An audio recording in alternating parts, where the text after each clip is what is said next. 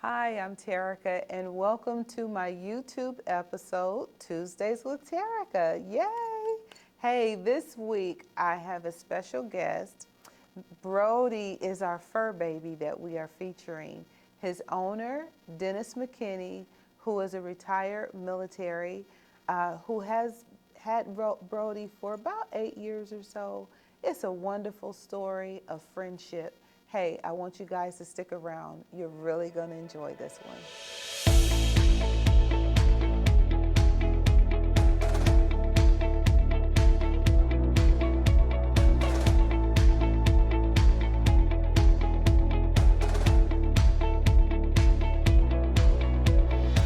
Hi, I'm Terica Talbert, and welcome to my YouTube episode, Tuesdays with Terica.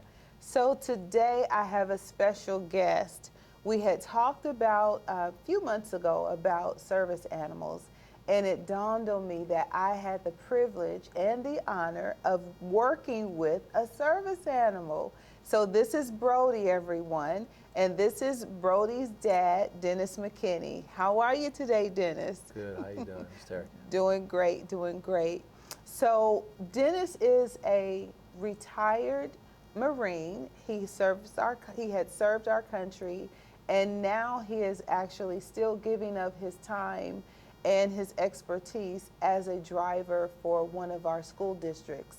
So we thank you so much for everything that you have done for us as far as your service in the military. We can't even thank you enough for all that you and all the other veterans sacrifice just for our safety, for our well-being, and for us to actually be here. So thank you so much. You're welcome. So on Friday, it was Veterans Day. How did you celebrate Veterans Day? Celebrated with students on a bus, driving. And okay, so you celebrated with students on the bus, but they didn't give you a day off? No. Isn't that something? We need to look into that. But that's what you get when you serve the community. And for that, we are so grateful. You know, even though you've done active duty in the military, we can't hardly get bus drivers. So, you're doing double duty right now. So how long have you had Brody?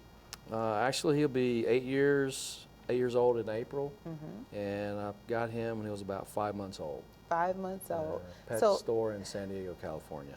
Which is awesome. So for those of you who can't see, Brody is sporting his service vest. And as you hear me call his name, you see him turn his head around because he knows I'm talking about him. But he has always been so mild-mannered. Was he always this way, or did you have to train him to be that way? Somewhat. As you know, of course, he was only 5 months old. I pretty much, guess you can say, mentor at the time, and I didn't know he was going to be a service dog.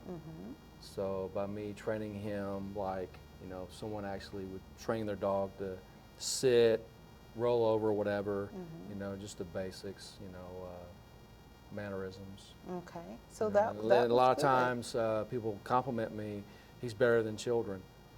So to me, that's a compliment. He's not, screaming, yelling, being ugly, whatever, making messes, and he's just like this all the time, which is always so calming and relaxing. So you said that at first you didn't know he was going to be a service dog for you. No. Can you share a little bit about when you felt like you needed a transition? To transition him into absolutely. It was when I was in Brazil. I was having back issues, and I looked into the service animal arena, and of course, taking medication is one of those things where, not only some people have support animals, but he is actually that and a service dog. And if I can touch on this as well, he knows when I get a little bit, how sometimes you may be not angry, be just upset, by maybe talking to someone on the phone. He actually comes up to me, and if I'm sitting in a chair, he'll jump on my leg like, hey, Wow. Calm down. So he does that for me, which is a special attribute to what he normally does. Gosh, I could talk all day about him, but he is one special dog. And he's as cute as he can be. Yes. He's just as cute as he can be. So I hear, when you're saying that, when you're feeling like your tone is kind of escalating, then he will come and he will kind of help bring you back down to a place of peace. And that's really what we're wanting to talk about today, is because there's not just military men and women, but just people who are going through anxiety or depression, or life is just in a different place right now. And I think if we've learned anything from the pandemic, is that people are still transitioning. And so what I thought would be a great opportunity is to let people know that there is another way to be able to help bring the calm and the peace that you need. Of course, we always talk about prayer and from a religious standpoint, but as you have already displayed with Brody, he also can bring that part of calm that some people or some of our viewers may need. Yes, and also PTSD. There's a lot of issues with the veterans coming back, and a lot of people don't know what they're going through. People can well, I kind of think I know what you're going through, but they don't know. Right. And just if I may touch on the reason why he's my service dog, is I had a lot of back issues. When I was in Brazil, went from Brazil to Texas. Yes. And that's when my life really changed, where a lot of back issues, medications, and then also I had neck surgery. And what little I knew, everything that was going on, I had a bulging disc in my neck. And he was actually my service dog before that. But wow, if I may say this, I was getting dressed for work one morning, and what little I knew, I was going to pass out. He knew. Wow. I may get a little teary-eyed, but we only want you to share what you're comfortable with, okay? Oh, I'm okay. Where I'm getting dressed, I'm actually putting on my socks, and ready to put on my trousers, and he was looking at me. He was acting funny. Like, what's going on? Well, little I knew, I passed out. And then my wife's like, ah. Of course, she told me what happened after I passed out. Right. Brody was laying there next to me, like, what's going on? He wasn't barking. He was kind of tugging at me. And he doesn't bark at me, but he barks at other people. So that's one thing he does not do as a service dog. He doesn't bark at me. And he was like, something's wrong. And he was trying to comfort me. And even when I was going to, I knew later I was going to have surgery, neck surgery, in the front of my neck right here. When I was on the bed to go into, I guess, what do we call it, before surgery, the prep stage, pre-op, I guess is what they call it. And I'm laying there, and they're about ready to roll me in. My wife was there to my left. And Brody, he was there with my wife. And just the way he looked at me, he knew something wasn't right. And he was like teary-eyed in both eyes. I'll never forget the way he looked at me. He was just trying to talk to me. Because he's your friend. Yes. He's your friend and your confidant. Well, and I can only imagine over the years the bond has grown. Yeah. See, a lot of people don't understand. A lot of people, oh, he's just a dog. I'm like, I tell people, no. Dogs are family, even cats, whatever type animal you may have. And I'm so attached to him, I'm attached to him like I am my wife. Yeah. So, I mean. And he's attached to his wife, ladies. He is married and he is attached to his wife. And then he treats my wife special as well. So he, he's a poodle Shih Tzu mix, so he's got, two great mixes, and just we get compliments all the time. It's like, oh wow, he's so calm. I was just in Starbucks. I had to do my urinalysis for my work on Friday morning actually for my trip, and so I went into Starbucks real quick after my urinalysis, and there's 3 ladies sitting off to the side, and all I knew they were observing Brody and myself, and we're about ready to leave. Lady's like, wow, we saw how he was looking at you and how, the both of you were interacting, and so, people see, people Yes, observe, people yes. know, people are smart, and so I get compliments about him all the time. Because he's always, I've never seen him any more than what he is today. He's always watchful, Yes. He's always very observant. Yes. Very observant. Yes. So when I came out of surgery, he was there, and that made more of a special bond between me and him. Of course, my wife's involved too. Yes. But he's my service dog, not hers. But and I have to take medicine, so he helps me with that. And so I think it's wonderful. So we were talking a little bit about the ladies observing you while you were at Starbucks, but do you feel like you're always received by the public? no, of course we talked about this earlier. I don't mind sharing it. I will not mention the restaurant or the waitress's name. However, we're at a restaurant, and actually I can show this. This is his card.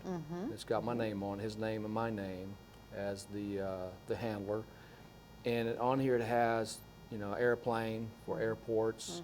He's been on an airplane before multiple times, lodging, restaurants, and if he does not have his vest on, which it has his United States Service Dog Registry tag, this will suffice. I've forgotten his vest one time. Right. Things happen. We're busy. It's like, I left his vest at home.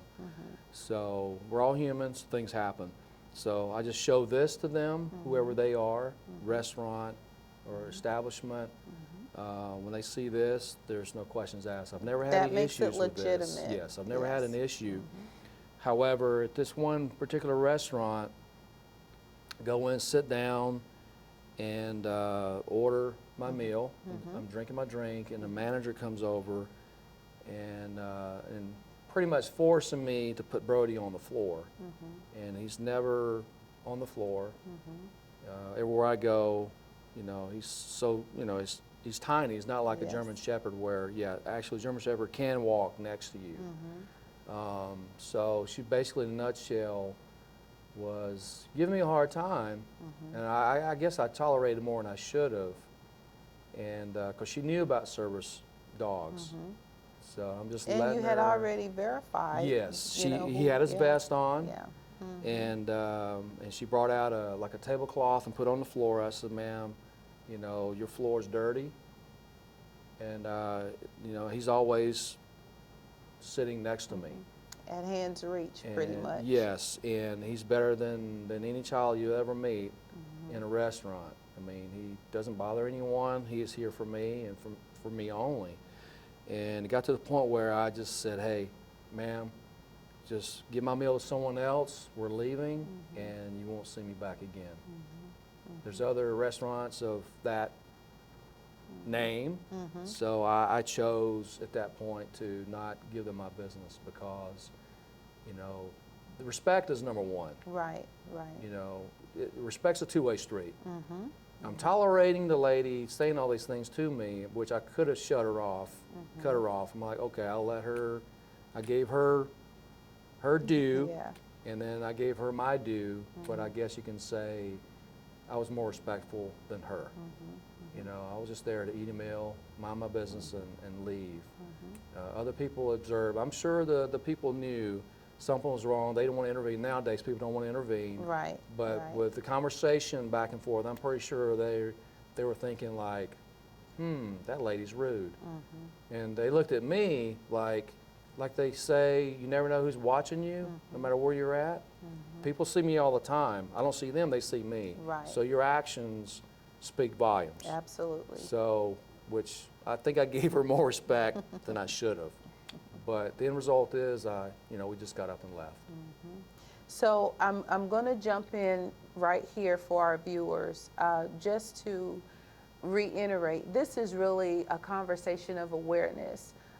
If you are servicing the public and someone comes in with their service animal, then if they have the credentials, please make sure that you are not discriminating, because you can have a lawsuit filed against you for not knowing the rules, the laws of the land. He's needed, and so make sure you know for your company what the guidelines are. Well, actually, I want to touch on this too, Ms. Terica, because some people know and a lot of people don't know. Where when you see service dog, people are not supposed to, like a lot of kids, they want to pet your dog. Right, A lot of elderly people, they like petting dogs. Just all people love to come up and pet a dog. If it's a cute, not a non-aggressive. Yes, yeah. but the thing is, people ask me, may I pet your dog? But I tell them, well, he's a service dog. When a service dog is with the handler, you're not supposed to pet the dog.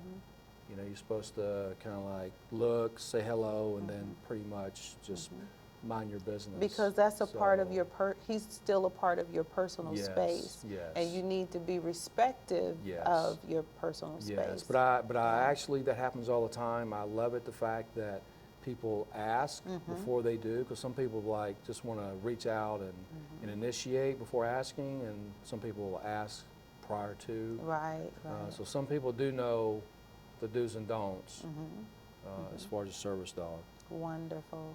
So one of the companies that I had conversation with, they actually breed their dogs to be service dogs. And then there's other companies that are available that will train a dog to be a service dog. And one particular company from another interview that I did, they actually specialized, well, their practice was with dogs that were already a part of the Humane Society, and they would retrain them to become service dogs. Of course, all of them wouldn't be able to do that, but the ones that could and the ones that they had a match for, that's what they would do. So I know that you said you had a big part in Brody starting his journey for becoming your service dog, but did you have any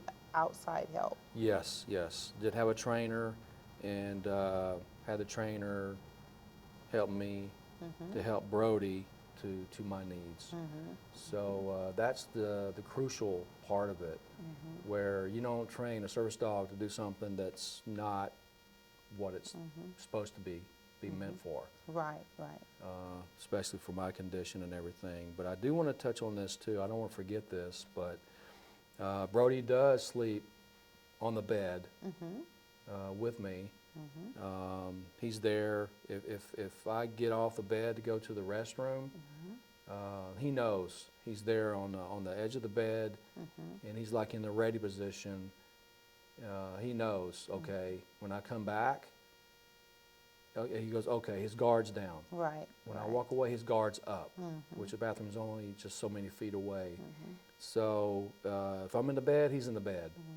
And when I get ready to go, I do have commands for him, and he knows, and so it's great, him being trained that way. I think that it's really good that you were able to connect, and that he's been able to be there for you to help you find the peace as life continues to unfold. for whatever the future may hold. He brings you a little bit of peace that, maybe your wife can't offer all the time. Because, as humans, we're not always 100% alert, because sometimes we have things going on in our own personal lives and just distractions of life. But he's your constant. And that's what makes, and you're his only constant. Yes. And that's what makes it so good. He is like my wife. I mean, we are connected and like circle of trust, Brody's circle of trust. And when I'm driving, he's in my lap. He's not next to me in the seat. We've established that bond. Right. We get in the car, in the truck, he gets in a certain way and I go, okay, turn around, lay down. Turns around, he lays down. And he's that way until we get to where we're going. So he doesn't get up and distract me, whatever. He is there. If you had to encourage one of our viewers that may be contemplating or maybe just hearing this for the first time, that this is an option for them, what information or what suggestion would you offer to them as far as not being prideful, but to go get whatever help is needed for them? Well, I tell you, I like to say pride comes before the fall. I mean, I don't care what people think, in this regard, because he's for me. He's not for anyone else, but he gives other people love. I mean, he's always friendly to everyone. He doesn't discriminate. He don't care who you are. He loves everyone. And that makes him even more special. It's just, going through the steps to get a service dog. That's the main thing. Okay. And I just want to say, with the United States Service Dog Registry, not only you get this, you get 2 of them. Okay. My wife has one, I have one. So not only that, and then his tag, there's also a certificate they give you. It's pretty much got the same logo on it as the card, and it's basically when you buy something where they give you the certificate of authenticity. That's what he has. Wonderful. So I don't carry that. It's at home. And I think you have enough to prove that. Yes, but it's there. It's in his folder, special folder. He has a special place in the house, and so he is certified. And sometimes that's what really gets me, when you tell someone and they don't respect you back. I just wish people would accept it. But then again, I can say this, I think some people are jealous, if I may say that. It's like, oh, they have their dog with them, oh, my dog's at home. And I've heard so many different things, and it's like, well, it's not for everybody. You have to see the mission. Right. People have to not be, looking at it one way. But I do see that sometimes. I do see that it's jealousy. And sometimes I get, kind of choked up, because I was just at Walmart the other day, to share you with this. Elderly lady, we just had to put our dog down, about a month ago. And her seeing Brody, kind of, made her whelp up a little bit. Yes, and I let her pet him, kind of, just give her some kind of, joy. Right, you know what I'm saying? So that's what I do. Right. And what I don't like, if I may say this, I was at a Home Depot. I was at a home somewhere where I'm checking out, and the lady said, oh, service dog, oh yeah, his name's Brody. I always tell his name's Brody. And it's like, oh, wow. She saw me in line, and, oh, he's such a great dog. I said, yes, ma'am. And another person came in, walking their service dog. And I want people to understand, just because you have a service dog doesn't mean that gives you the right to be ugly. Right, absolutely. Be disrespectful. Absolutely. So I'm there talking to the lady, and we're having a conversation. Of course, I can talk to a brick wall. I mean, I just love talking, and I was recruiting in the Marine Corps, so my dad's always told me, you've got the gift of gab. So, I mean, I love talking to people, people person. And, a person came in with a service dog walk. It was a German Shepherd. And the lady made a comment, and the person just ignored her, just kept walking. I thought it was pretty rude. Yeah. So people need to understand, you know, instead of being here, be down here. It doesn't mean that you have the right to be ugly to people. Absolutely. Or be disrespectful. You know, say hello, how you doing, whatever, and just mind your business, but at least acknowledge the person. Don't be, you know, Well, ugly. because we want to make sure that those that are in a position make it fair for everybody, because Yes. the ugly people can make it hard for the True. ones who really need it. True. Well, Dennis, True. I just want to thank you again so much for taking time to share with our viewers. I'm so thankful to you for all that you have done as far as your work for the service, the military, and for what you're doing in the community. Brody is always, like I said, he's always been the same every time that I've seen him. So I'm so thankful for that. And for our viewers, I hope that this has been a way to enlighten and help you with whatever your journey is. There are resources, there are people and places that can help. There are fur babies that can help you along your journey, but you have to take the first step and reach out to someone. So if there's anything that we can do as far as giving you additional information on how you can secure you a fur baby as a service animal, please reach out to us, because we are here to inspire, uplift, and encourage, and to give information. We want to be a source of information.